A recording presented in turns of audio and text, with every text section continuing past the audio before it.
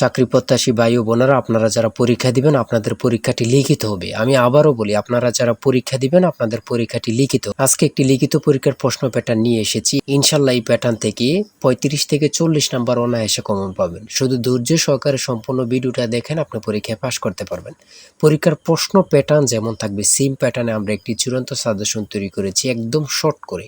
এই স্পেশাল চূড়ান্ত সাজেশনটি নিতে স্ক্রিনে দেওয়া হোয়াটসঅ্যাপ নাম্বার রয়েছে, ইমো নাম্বার রয়েছে, দুটোর মধ্যে যে কোনো একটি মেসেজ করে সাজেশনটি সংগ্রহ করুন। শুধু হোয়াটসঅ্যাপ অথবা ইমোতে যে কোনো একটাই মেসেজ করে সাথে সাথে সাজেশনটি সংগ্রহ করবেন। আমি অবশ্যই বলি, যারা যারা পরীক্ষা দিবেন অবশ্যই প্রত্যেকে সাজেশনটি সংগ্রহ করবেন। ইনশাল্লাহ আপনারা পরীক্ষায় পাশ করে যাবেন। আপনি মনে করেন আপনাদের পরীক্ষার প্রশ্ন প্যাটার্নটা যেমনভাবে সাজানো হবে সেম প্যাটার্নে আমাদের সাজেশনটি সাজানো। আপনারা যেন আমাদের সাজেশনটি পড়ে পরীক্ষায় উত্তীর্ণ হয়ে যান সেম প্যাটার্নে, এর জন্য আমরা সাজেশনটি তৈরি করেছি। আমরা মূল কথায় চলে যাই।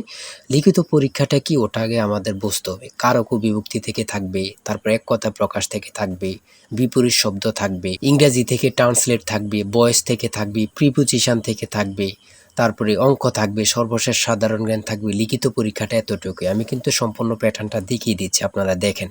হ্যাঁ, সর্বপ্রথম রয়েছে কারক ও বিভক্তি নির্ণয় করুন। এখানে 5টা দেয়া থাকবে, 5টার জন্য 5 মার্ক, অর্থাৎ প্রত্যেকটার জন্য 1 নাম্বার করে, ঠিক আছে।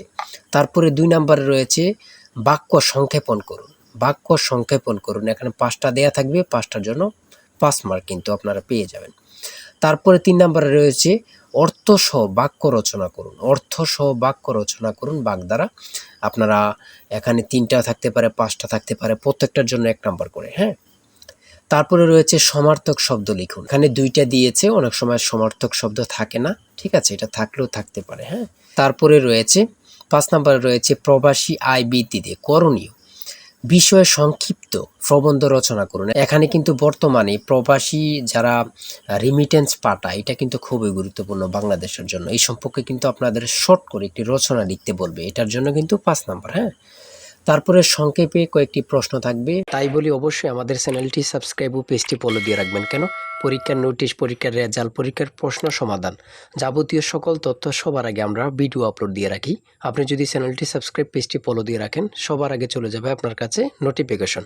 মনে করেন আপনি পরীক্ষা দিয়েছেন, পরীক্ষার প্রশ্ন সমাধান দেখিয়ে দিব, তারপরে রেজাল্টের অপেক্ষা করা লাগবে না, আমাদের চ্যানেলে পেয়ে যাবেন, সকল তথ্য পেয়ে যাবেন, এবং কি নতুন নতুন চাকরির তথ্য পেয়ে যাবে। সার্কুলার দেওয়ার সাথে সাথে আমাদের চ্যানেলে আপলোড দেওয়া হবে। আপনি শুধু আমাদের চ্যানেলটি সাবস্ক্রাইব, পেজটি ফলো দিয়ে রাখলে সবার আগে চলে যাবে আপনার কাছে নোটিফিকেশন। তাই অবশ্যই চ্যানেলটি সাবস্ক্রাইব, পেজটি ফলো দিয়ে আমাদের মেম্বার সদস্য হয়ে আমাদের সাথেই থাকবেন। সংক্ষিপ্ত প্রশ্নের উত্তর দিন। এখানে 5টা থাকবে, 6টা থাকবে, যতটা প্রশ্ন থাকে অতটা প্রশ্নের মান কিন্তু 1 করে। হ্যাঁ,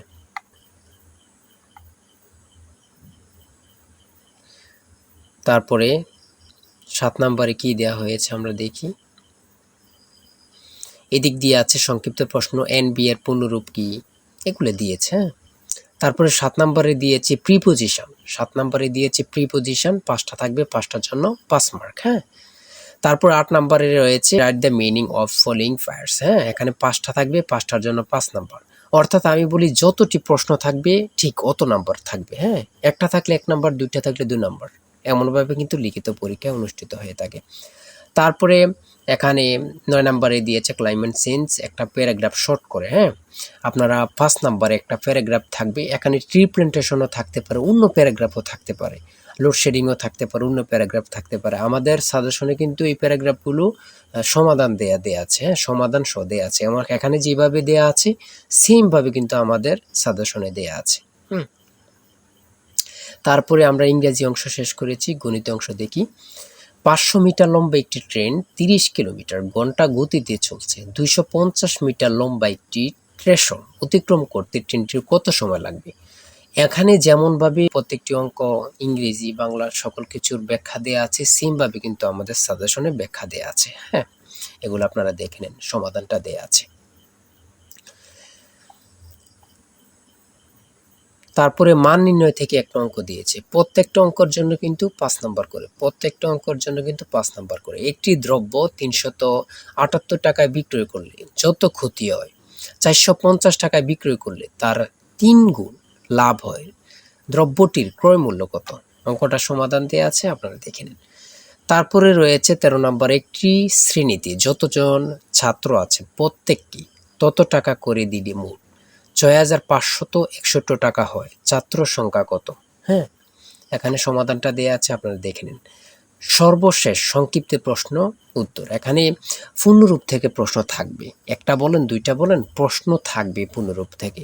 হ্যাঁ, এখানে যেমন দিয়েছি এটিএম এর পূর্ণরূপ কি, তারপরে রয়েছে জাতিসংঘের নামকরণ করেন কি, অথবা জাতিসংঘ সনদ কবে কার্যকর হয়।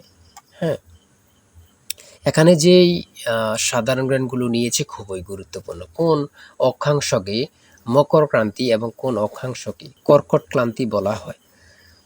তারপরে রয়েছে 2025-2026 অর্থ বছরের প্রস্তাবিত বাজেট কত। বর্তমানে বাংলাদেশের মানুষের মাথাপিছু আয় কত। খুবই গুরুত্বপূর্ণ একটি প্রশ্ন। আয়তন বাংলাদেশের সবচেয়ে বড় জেলা এবং সবচেয়ে ছোট জেলার নাম লিখুন। খুবই গুরুত্বপূর্ণ। বর্তমানে যে প্রশ্নগুলো আসে সেগুলো নিয়ে কিন্তু আমাদের সাজেশনটি রচিত। তারপরে রয়েছে জাতীয় স্মৃতিসৌধ ও কেন্দ্রীয় শহীদ মিনারের স্থপতি কে।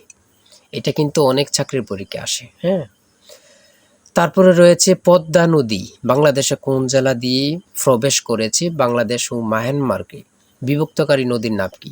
নাফ নদী। এটা কত পরীক্ষা যে আসছে আল্লাহ ছাড়া কেউ জানে না। বিভক্তকারী নদীর নাম হচ্ছে নাফ নদী। হ্যাঁ, আইসিসি এবং ফিফা এর সদর দপ্তর কোথায়? খুবই গুরুত্বপূর্ণ। 2024 সালে শান্তিতে নোবেল পুরস্কার পেয়েছেন কে? তিনি কোন দেশের নাগরিক?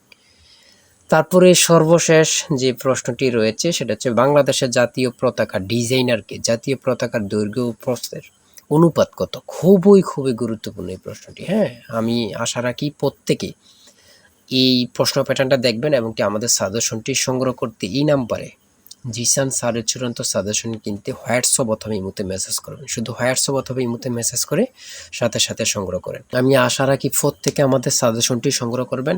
ইনশাল্লাহ আমাদের সাজেশনটি পড়ে পরীক্ষা দিতে গেলে আপনি উত্তীর্ণ হয়ে যাবেন। আর অবশ্যই আমাদের চ্যানেলটি সাবস্ক্রাইব করে আমাদের পাশে থাকবেন।